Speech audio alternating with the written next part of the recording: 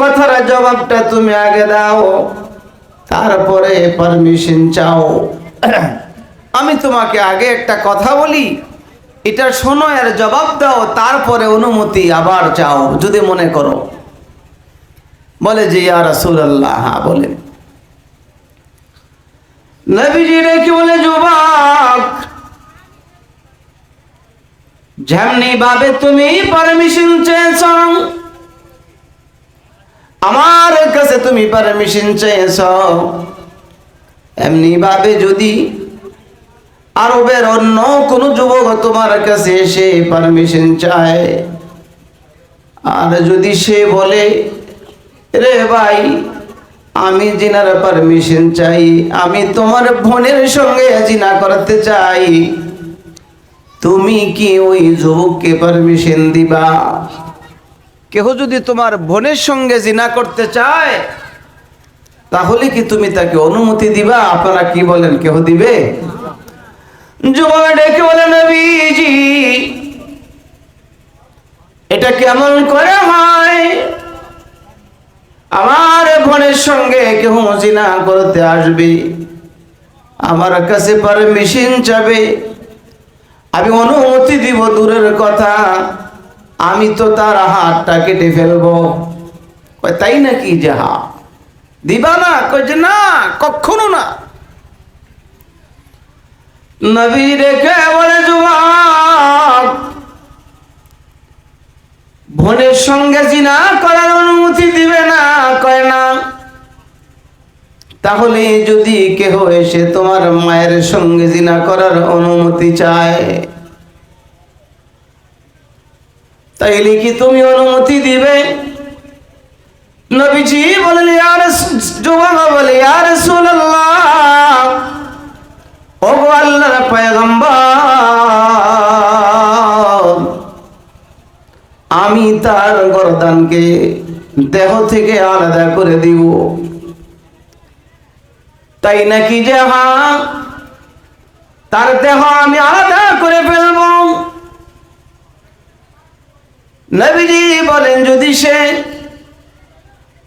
তোমার যদি স্ত্রী থাকতো, তোমার বিবির সঙ্গে যদি কেউ জিনা করার পারমিশন চাইতো, তাইলে কি তুমি তাকে পারমিশন দিয়ে দিতা? যুবক রেখে বলি, ইয়া রাসূলুল্লাহ, আমি জীবিত থাকবো আর সে আমার বিবির সঙ্গে জিনা করার পারমিশন চাবে, না না পয়গম্বর, আমি তাকে পারলে জিন্দা দাফন করে দিব। নবীজি 4 নম্বরে বলে, যুবক রে, যদি তোমার যুবতী কোনো মেয়ে থাকতো, তোমার মেয়ের সঙ্গে যদি কেহ জিনা করার অনুমতি চাইতো, তাইলেও কি তুমি জিনা করার পারমিশন দিতা? ডেকে বলে, পয়গম্বর, না না, কখনো তা হতে পারে না। সুবহানাল্লাহ। নবীজি তাকে কেমন সুন্দর করে হিকমতের সাথে নসিহত করতেছে। পয়গম্বর ডেকে বলে, যুবক, তোমার বোনের সঙ্গে জিনা করার অনুমতি দিবে না, মেয়ের সঙ্গেও দিবে না, মায়ের সঙ্গেও দিবে না, বিবির সঙ্গেও জিনা করার পারমিশন দিবে না। তাইলে যুবক রে, জানতে চাই, তুমি যে মেয়ের সঙ্গে জিনার জন্য যাবে, তুমি তো যে কোনো একজন মহিলার সাথে জিনা করতে যাবে রে যুবক, ওই মহিলা, ওই মেয়েটা কাহারো না কাহারো মেয়ে হবে, ঠিক না বেঠি? তুমি যার সঙ্গে জিনার জন্য যাবে, হয়তো বা কাহারো মেয়ে হবে, আর না হয় কাহারো বোন হবে, আর না হয় কোন ব্যক্তির মা হবে, আর না হয় কাহারো স্ত্রী হবে। তুমি যদি তোমার মায়ের সঙ্গে জিনা করা পছন্দ করো না, তোমার বোনের সঙ্গে জিনা করা পছন্দ করো না, তোমার স্ত্রীর সঙ্গে জিনা পছন্দ করো না, তোমার মেয়ের সঙ্গে পছন্দ করো না। এবার একটু চিন্তা করে দেখো রে যুবক, যার সঙ্গে করবে তার আত্মীয় স্বজন কেমন করে মেনে নিবে? সুবহানাল্লাহ। এই নসিহত শুনে যুবক চিৎকার দিয়ে বলে, নবী গো, ইয়া রাসূলুল্লাহ, আমি আপনার সামনে আকাশের মালিক আল্লাহ তাআলার শপথ করে বললাম গো, জিন্দেগিতে কোনোদিন জিনার অনুমতি চাব না, জিন্দেগিতে কোনোদিন জিনার কল্পনা আর করব না। সুবহানাল্লাহ। ও যুবক ভাইয়েরা, এই যৌবন কালটার বড় দাম। নবীজির কাছে এসে কালেমা পড়ে মুসলমান হলো, নবীজিকে বলে, ইয়া রাসূলুল্লাহ, আমার এখন কি কাজ, আমি এখন কি করতে পারি, আমার কর্মসূচি দেন। আল্লাহর পয়গম্বর ডেকে বলে, যুবক রে, আমার যেই কাজ তোমারও সেই কাজ। হাতের মধ্যে খুরমা খেজুর খায়, যুদ্ধের ময়দানে সকালবেলা কালিমা পড়ে মুসলমান হয়েছে, জোহরের নামাজের আগে যুদ্ধের ময়দানে যাওয়ার পর হাতের মধ্যে খুরমা খায়। নবীজির কাছে সে বলে, ইয়া রাসূলুল্লাহ, এই মুহূর্তে যদি খুরমাগুলো না খেয়ে কাফেরদের সঙ্গে যুদ্ধের মধ্যে ঝাঁপায়ে পড়ি আর আমি যুদ্ধ করতে করতে শাহাদাত বরণ করি, নবী গো, আমার কি অবস্থা হবে? আল্লাহর পয়গম্বর ডেকে বলে, সাহাবীরে, এই মুহূর্তে যদি খুরমাগুলি বাদ দিয়ে যুদ্ধের মধ্যে ঝাঁপায়ে পড়ে শাহাদাত বরণ করো, একটু পরে আল্লাহ তাআলার জান্নাতের খুরমা তুমি জান্নাতে যায় খাইবা। তাই নাকি ইয়া রাসূলুল্লাহ? খুরমা দিয়েছে ফেলে, হাতের মধ্যে তরবারি নেই, কাফেরদের খিবার মধ্যে চলে গেছে। কতক্ষণ পর সংবাদ এসে গেল, এই যুবক শাহাদাত বরণ করেছে। আল্লাহ তাআলা বলেন, যারা আল্লাহর জন্য শাহাদাত বরণ করে তারা ইন্তেকাল হয়ে গেছে, মারা গেছে, এই কথাই বলা যাবে। লা তাকুলু লিমান ইউকতালু ফি সাবিলিল্লাহি আমওয়াতুন বাল আহইয়াউ ওয়ালাকিন লা তাশউরুন। আল্লাহু আকবার। মাঝে মধ্যে একটু সুবহানাল্লাহ, আল্লাহু আকবার বললেন, লাভ হবে, কিন্তু যে বলে তারই লাভ হবে, ঠিক না বে ঠিক? একে অপরের ভার কেউ নেবে না, আমি আমারটাই বহন করতে হবে। আল্লাহ বলেন, ওয়ালা তাজিরু ওয়াজিরাতু বিজরা উখরা, কেউ আমার ভার নিবে না, আমারটাই আমার। আল্লাহর নবীকে বলে, সাহাবীরা, এই যুবক ফজরের নামাজের পর কালেমা পড়ে মুসলমান হয়েছে, আর এখনো যোহরের নামাজের সময় আসে নাই। সাহাবীরা রে, তার তাকদীরটা না কত ভালো রে, ফজরের নামাজ তার উপর ফরজ হয় নাই, কারণ এর পরে সে কালিমা পড়েছে। যোহরের নামাজের সময় আসার আগে আগে আল্লাহ তাআলার দ্বীনের জন্য সে শাহাদাত বরণ করেছে। যোহরের নামাজও তার উপর ফরজ হয় নাই, শুধুমাত্র কয়েক ঘন্টা সময় সে মুসলমান অবস্থায় ছিল। যোহরের আজান হওয়ার আগে আগে সে আল্লাহর তৈরি জান্নাতে চলে গিয়েছে। তার হায়াতটা না কত দামি, ঠিক না বেঠি? এজন্য যুবক ভাইয়েরা, যে যা করতেছি সকলেই চায় যে আমি সফলতা অর্জন করি, ঠিক না বেঠি? সফল হইতে চায়। কেউ রিক্সা চালাইয়া সে সফলতা হাসিল করতে চায়, একজন কৃষক জমিনের মাধ্যমে সে সফল হইতে চায়। যার যার যেই কর্ম, সকলেই রিজিকের জন্য শুধু দৌড়াইতেছে, ঠিক না বেঠি? সারা রাত গাড়ি চলে রাস্তায়, সারা রাত, ঠিক না কি বলেন? আপন আপন কর্মস্থলে দৌড়ায়, সফলতা তালাশ করতেছে যে যা করে।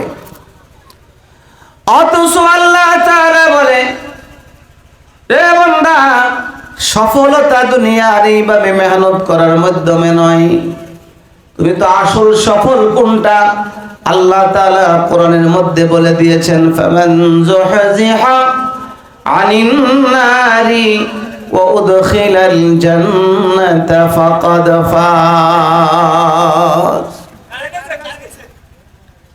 মূল সফলতা হলো আল্লাহ তাআলা বলেন, আমার যে বান্দা জাহান্নাম থেকে মুক্তির ব্যবস্থা করতে পেরেছে। কিসের থেকে?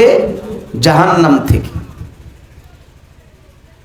জান্নাতের তালিকার মধ্যে আমার নাম লেখা আছে,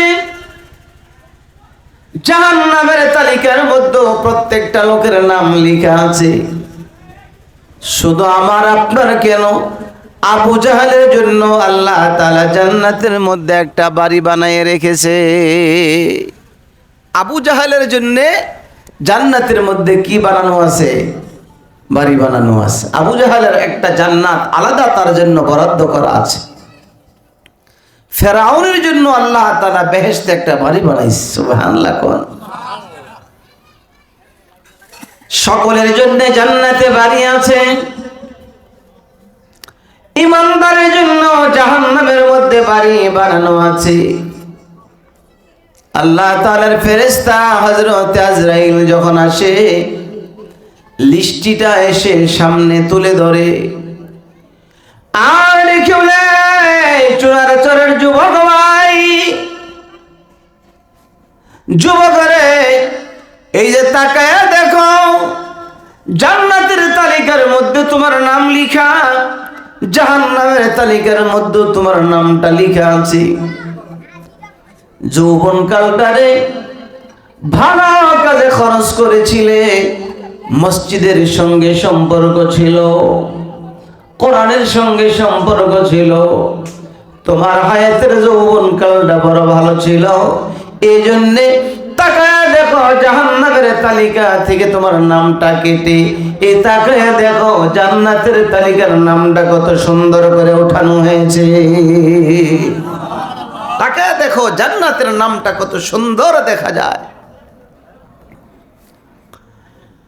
এই জন্য আমার হায়াত, আপনার হায়াত, সময় বেশি বাকি নাই। গলার মধ্যে নোটিশ ঝুলাইয়া দেওয়া হয়েছে, ঠিক না বেঠি? কোন দিন যেন এসে আজরাইল ডেকে বলা, হোমনার লোকেরা, ও চুনারচরের লোকেরা, এই চুনারচর জমিনের দখলটা তুমি ছেড়ে দাও, ঠিক না বেঠি? ব্যাংক থেকে টাকা আইনা বাড়ি করে, অনেকে করে না, টাকা দিতে পারে না, ব্যাংকের পক্ষ থেকে কাগজ ঝুলানো হয়েছে, এইবারে মালিক সোনালী ব্যাংক, ঠিক না? এসে বলে আপনি বাড়ির দখল ছেড়ে দেন, বাড়ি আপনার নয়, এই বাড়ি ব্যাংকের মধ্যে দেওয়া। কাগজ ঝুলায় দেয় আল্লাহ তাআলা, হায়াতের কাগজ ঝুলায় দিয়েছে। মালিক ডেকে বলে, কোন দিন যেন আজরাইল আসবে, আজরাইল এসে বলবে দখলটা ছেড়ে দাও। আল্লাহর পয়গম্বর হযরতে নূহ আলাইহিস সালাতু ওয়াস সালাম একদিন সফরে যাবেন বহুদূর। নূহ আলাইহিস সালামের নাম শুনছেন না? উনি একজন কি ছিলেন? একজন নবী ছিলেন। ঘর থেকে বের হলেন, দরজা বন্ধ করে তালা মেরে দিলেন। লম্বা সময় পর ঘরে ফিরলেন, এসে দেখেন তালা যেমন ভাবে লাগিয়েছিলেন ঠিক তেমনি ভাবে তালা এখনো ঝুলতেছে। চাবি দিয়ে তালা খুললেন, ভিতরে ঢুকলেন। ভিতরে ঢুইকা দেখে বড় চমৎকার সুন্দর কাপড় পরে একজন লোক ভিতরে বৈশা রয়েছে। জোরে কর সুবহান। আমরাও কি এমন পাই? তালা বাহিরে দিয়ে লাগানো এখনো, লোকটা আসলো কি করে? আল্লাহর নবী হযরত নূহ ডেকে বলে, ভাই বাড়ি কোথায়, বাড়ি কোথায়, কি নাম তোমার, কি পরিচয়, কোথায় থেকে আসলে, আসলে কি করে? কোথায় থেকে আসলা কি করে ভিতরে? আমি তো তালা বন্ধ করে গিয়েছিলাম, এখনো দেখি তালা ঝোলানো, নিজের হাতে তালা লাগিয়েছি, এখন আবার নিজের হাতে তালাটা খুললাম, নিজের হাতে লাগাইলাম, নিজের হাতেই। আপনাদের একটু এলোমেলো দেখতেছি, আর একটু কাছে কাছে আইবেন, একটু আগে আগে বসেন, একজনে এক পিসা আনখানে এই বেটার পিসা এলিও কমনে কথা যাই বলো, কথা কার না? কথা চেয়ারম্যান সাহেবের, কথা কার? আবার ইয়ান্তিকু আনিল হাওয়া ইন হুয়া ইল্লা ওয়াহয়ুন ইউহা। সবগুলো কথা কার? আল্লাহ তাআলা। এই কথা চাষটলে কিনতে পাওয়া যায় না, পাওয়া যায়? तमन्ना दर्द दिल की है तू कर खिदमत फकीरों की, नहीं मिलता है ये गौहर बादशाहों के खजीनों में, नहीं मिलता है ये गौहर बादशाहों के खजीनों में। एवं दामी কথাগুলি কোন মেম্বারের বাড়িতে গেলে শোনা যায় না, চেয়ারম্যান সাহেবের বাড়িতে গেলে পাওয়া যায় না, এমপি মন্ত্রীর বাড়িতে গেলে পাওয়া যায় না, কারণ এগুলি কোন দুনিয়ার কথা নয়, এগুলি হলো একমাত্র আল্লাহ তাআলার কথা। কথা বড় দামি, কারণ যিনি বলেছেন তিনি বড় দামি, ঠিক না বেঠি? এই জন্যই দামি কথা যারা বলবে তারাও দামি, দামি কথাগুলো যারা শুনবে তারাও হয়ে যাবে দামি, ঠিক না বেঠি? এই যে কোরআনুল কারীম কম দামি আম কাঠ দিয়া রেয়াল বানায়, বানায় না? এই কাঠের কোনো মূল্য নাই, ছোট্ট একটা কাঠের টুকরা আলাদা কেউ বিক্রি করতে গেলে 100 টাকা দাও, কেউ নিবে না। ছোট্ট কাঠের টুকরা, এই কাঠের অংশের দ্বারাতে একটা রেয়াল বানানো হলো। এমন কোন মুসলমানের বাচ্চা নাই রে যে মুসলমানের বাচ্চা ইচ্ছাকৃত ভাবে এই রেয়ালটা পায়ে লাগায়। কেউ লাগায় না। যদি লেগে যায় তখন নিজেকে নিজে অপরাধী মনে করে, ঠিক না? কারণ কি? এটার সম্পর্ক কার সাথে? কোরআনের সাথে। একটা বেদামি কাঠ যদি কোরআন লাগার কারণে তার দাম এত বাড়তে পারে, 50 টাকা গজের কাপড় যদি কোরআনের সঙ্গে লাগার কারণে এত দাম বাড়তে পারে, যেই সিনাগুলোর মধ্যে লাউহে মাহফুজের কোরআনের আমানত আছে, এই সিনাগুলোর কেমন দাম হতে পারে? সুবহানাল্লাহ। আমাদের একটা সিনাও নাই যার মধ্যে কোরআনের কিছু না কিছু অংশ নাই, ঠিক না? আমরা আউযু বিল্লাহ বিসমিল্লাহ পড়ছি না, সাথে সাথে কালেমা পড়ছি। আউযু বিল্লাহ বিসমিল্লাহ, বিসমিল্লাহ কিসের অংশ? কোরআনের অংশ না? কোরআনের অংশ সবার ভিতরে আছে। এই সিনা বড় দামি, সুবহানাল্লাহ। এই জন্য এই কথা যারা বলবে তারা দামি, কথাগুলো যারা শুনবে এই লোকগুলিও দামি। তো বলতেছিলাম আল্লাহর পয়গম্বর ঘরের মধ্যে এসে ডেকে বলে, ভাই মনে আছে? কেমন করে তুমি আসলে? বাড়ি কোথায়? ঘর কোথায়? ঘরের তালা বন্ধ করে গিয়েছি, আবার নিজের হাতে তালা খুললাম। আসলে কেমন করে? বাড়ি কোথায়? কি নাম তোমার? পরিচয় একটু দাও। লোকটা ডেকে বলে, পয়গম্বর আমার বাড়ি দেশে নয়, আমার বাড়ি অনেক দূরে। আমার বাড়ি অনেক দূরে। অনেক দূর থেকে যদি একজন লোক আসে তো তার চেহারার মধ্যে সফরের ক্লান্তি ভাব এসে যায়, ঠিক না? আমরা ছেলে আসলো সৌদি আরব থেকে, তা আসলে পরেই তার চেহারা দেখে বোঝা যায় যে একটু দুর্বল হয়ে গেছে। সারা রাত অগমা এয়ারপোর্টে বসা ছিল, লম্বা সময় একটা সফর করছে, এই জন্য তার শরীরের মধ্যে ক্লান্তির ভাব এসে গেছে। মা বলে বাবা কিছু খেয়ে নেও, খেয়ে তুমি আরাম করো, ঘুমায় যাও, ঠিক না বেঠি? নূহ পয়গম্বর ডেকে বলে ভাই বহু দূরে বাড়ি দাবি করো, চেহারার মধ্যে সফরের কোনো আসর নাই, কেমন দূরে তোমার বাড়ি? এবার লোকটা ডেকে বলে পয়গম্বর আমার বাড়ির কাছে যদি কেউ যেতে চায়, আমার বাড়ির কাছে যদি কেউ যায় পৌঁছতে চায়, তাহলে দুনিয়ার হিসাবে 1,15,000 বছর লাগবে ওই জায়গায় পৌঁছতে যায়। বহু দূর তোমার বাড়ি, কোথায় রে সেই দেশ?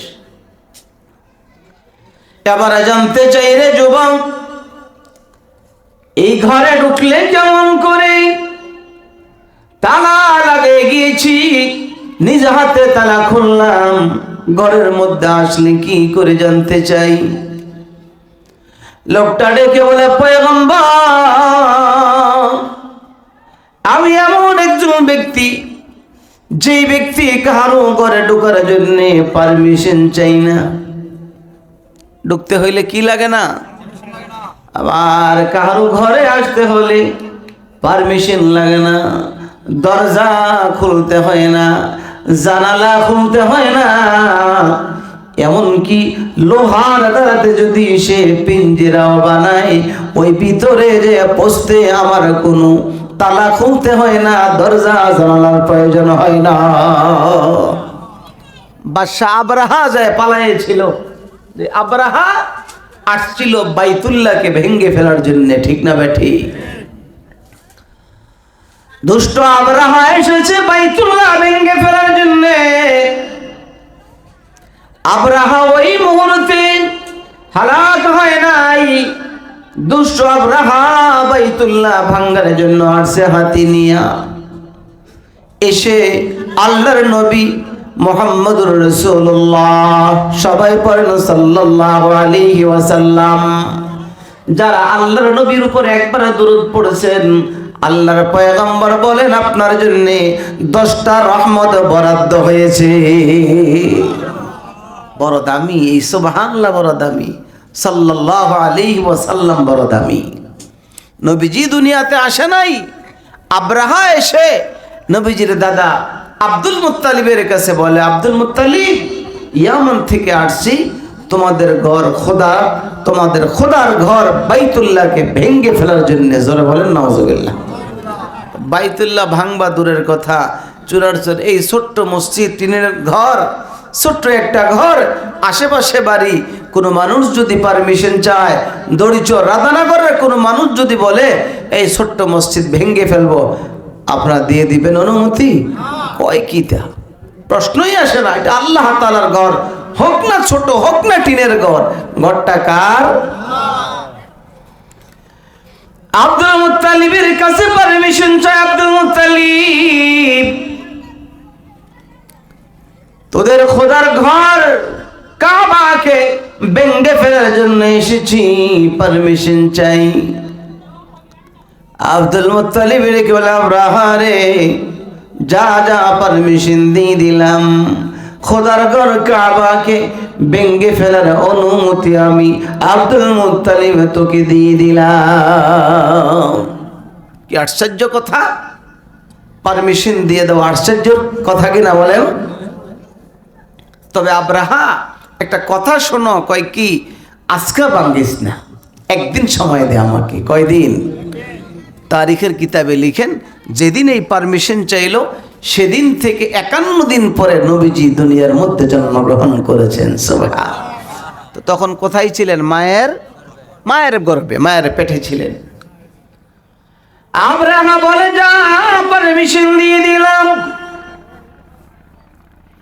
একদিন পর তিনি চলে যায়, পুত্রবধূ হযরত আমেনা, আল্লাহর পয়গম্বরের মা হযরত আমেনা সহ নিয়ে চলে যায়। আবরাহা ডাক দিয়েছে, আব্দুল মুত্তালিব রে, একটু দাঁড়াও না, একটা কথা বলতে চাই। আব্দুল মুত্তালিব ডেকে বলে, বল কিসের কথা? ডেকে বলে, রে আব্দুল মুত্তালিব, বহু দূর থেকে ইয়ামান থেকে আসছি তোদের খোদার ঘর কাবাকে ভেঙে ফেলার জন্য। পারমিশন চাইলাম, নির্দ্বিধায় পারমিশন দিয়ে দিলা, কারণটা তো বুঝতে পারলাম না। কারণ আমি আব্রাহার সঙ্গে এই মুহূর্তে যদি যুদ্ধের ঘোষণা করতা, তুমি আব্দুল মুত্তালিবের পক্ষে আমার সঙ্গে যুদ্ধ করার শক্তি তোমার আছে, যুদ্ধ করার শক্তিও আছে। কোনো কিছু বললে না, নির্দ্বিধায় পারমিশন দিয়ে দিলে, কারণটা তো বুঝে আসলো না। নিশ্চয়ই কোনো না কোনো কারণ আছে এখানে, বুঝতেছেন নি কথা? কোনো না কোনো কারণ আছে। কারণটা কি খুলে বলবে? আব্দুল মুত্তালিব রেখে বলে, আব্রাহাম, রে আব্রাহাম, এই বাইতুল্লাহ, এই কাবা দুনিয়ার কোন মানুষের ঘর এটা নয়।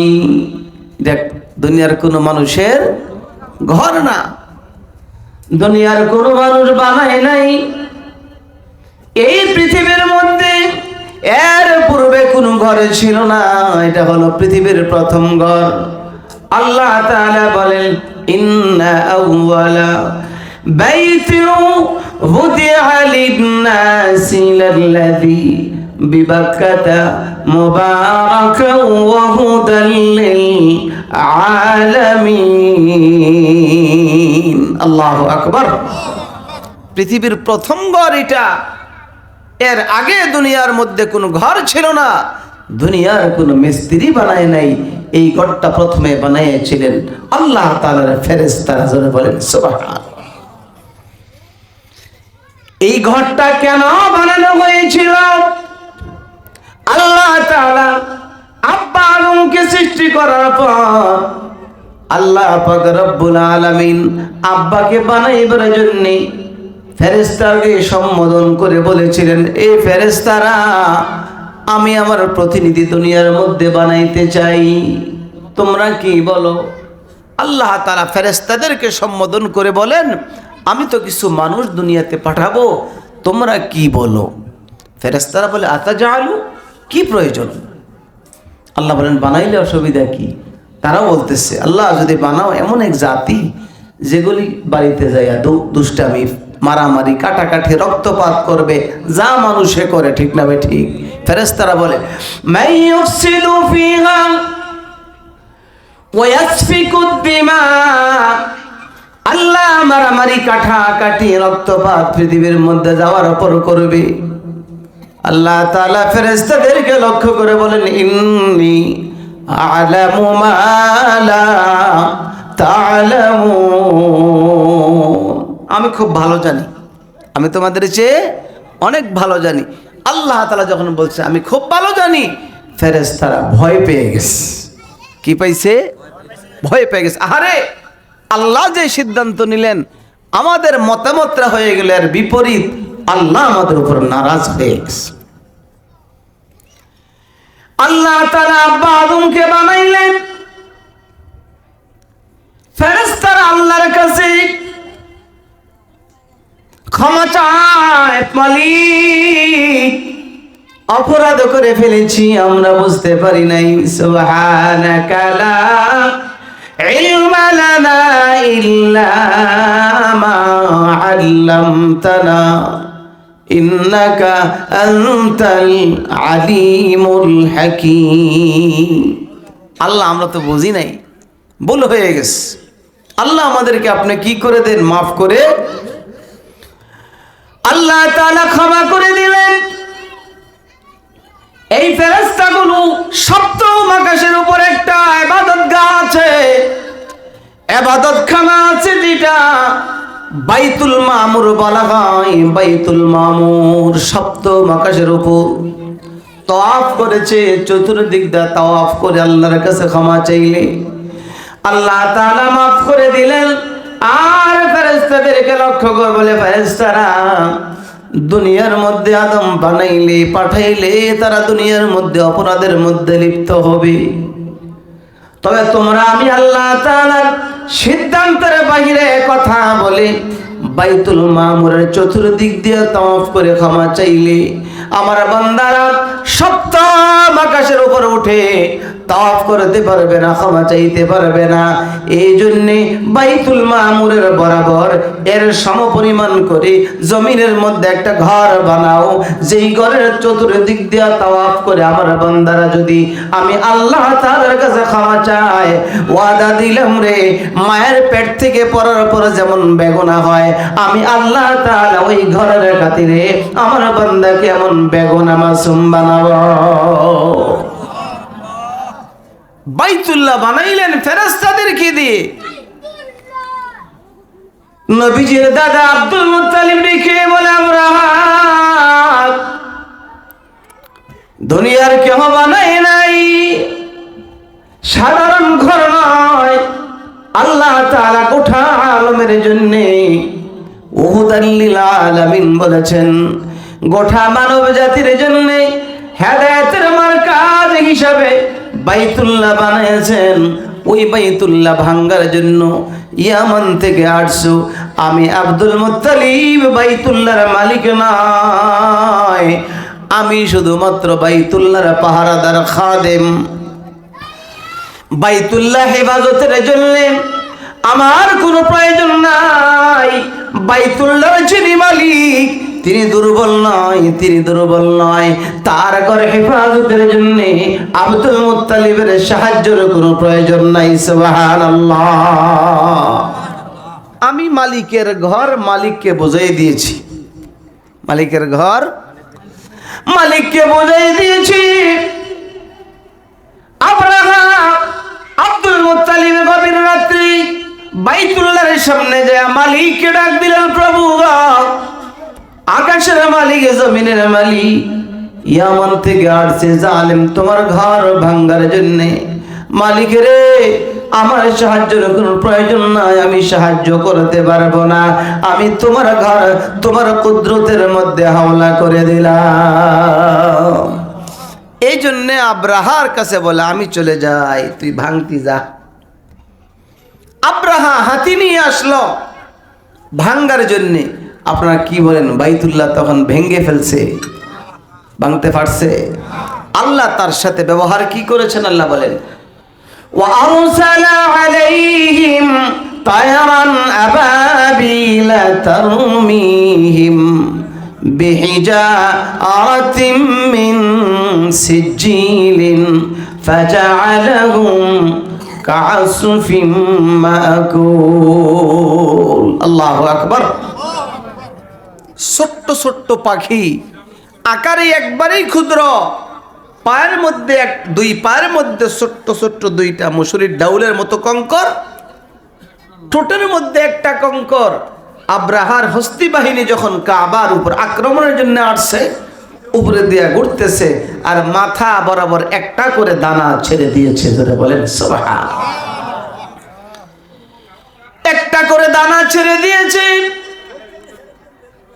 মাথা দিয়ে ঢুকে পড়েছে, পায়খানার রাস্তা দিয়ে বের হয়েছে, হাতি পর্যন্ত ছিদ্র হয়ে গিয়েছে। আল্লাহ তাআলা বলেন, আমি তাদেরকে কেমনি হালাক করে দিয়েছি, যেমনি ভাবে গরু বকরি ভেড়া ঘাস খেয়ে রেজা রেজা করে ফেলে, আমি আল্লাহ তাআলা ছোট্ট দানার দ্বারাতে তাদেরকে এমন হালাক করে দিয়েছি। জোরে বলেন না আল্লাহু আকবার।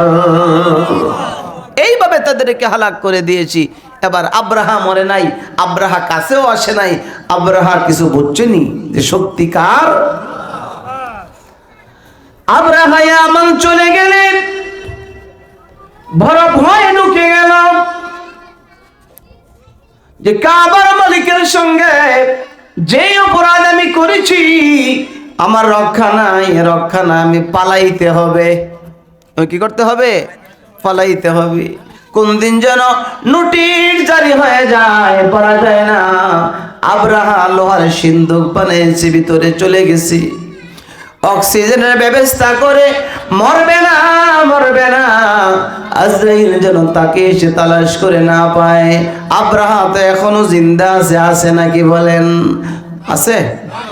আল্লাহ তাআলা বলেন এমন এই ব্যক্তিকে দায়িত্ব দিয়েছি যার জন্য দরজা খোলার কোনো প্রয়োজন হয় না। সুবহানাল্লাহ।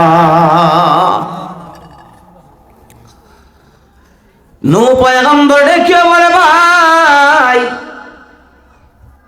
কেমন করে ঢুকলে? তালা বন্ধ করা ছিল। লোকটা ডেকে বলে পয়গম্বর আমি এমন একজন ব্যক্তি কারো ঘরে ঢুকতে তালা খোলার প্রয়োজন হয় না, দরজা জানালা খোলার প্রয়োজন হয় না। আমি দরজা জানালা বন্ধ সত্ত্বেও ঢুকতে পারি, বিনা পারমিশনে ঘর থেকে ঢুকে মায়ের কোল